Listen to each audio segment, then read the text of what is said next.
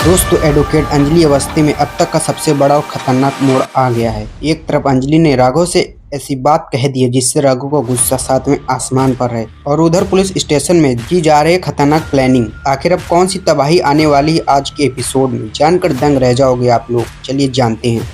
आज के एपिसोड की शुरुआत होती है जब अंजलि राघव से बात करने की कोशिश करती है, लेकिन राघव साफ मना कर देता है। गुस्से में भरा राघव अंजलि पर आरोप लगाता है कि उसने अभय का दिल तोड़ा है, उसे दुखी किया है। वह याद दिलाता है कि उसने और अभय ने उनके लिए कितना कुछ किया, लेकिन अंजलि ने सब कुछ भुला दिया। राघव चेतावनी देता है कि अब अंजलि को उसका एक नया खतरनाक रूप देखने को मिलेगा, संभल कर रहना अंजलि तुम। इतना ही नहीं, राघव अभय को उकसाते हुए कहता है कि अगर वह सच्चा मर्द है तो अंजलि का अपहरण करके उससे शादी कर ले। वेद इस बात का विरोध करता है, लेकिन राघव उसकी एक नहीं सुनता।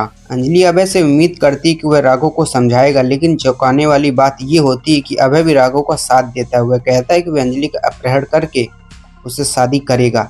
यह सुनकर अंजलि गुस्से में उसे चेतावनी देती कि यह गलती भूल कर भी मत करना। अगर तुमने ऐसा करने की कोशिश की तो मैं तुम्हें सबक सिखा दूंगा। साथ ही साथ वह अभय को बताती कि जल्द ही वह सत्ता में आने वाली है।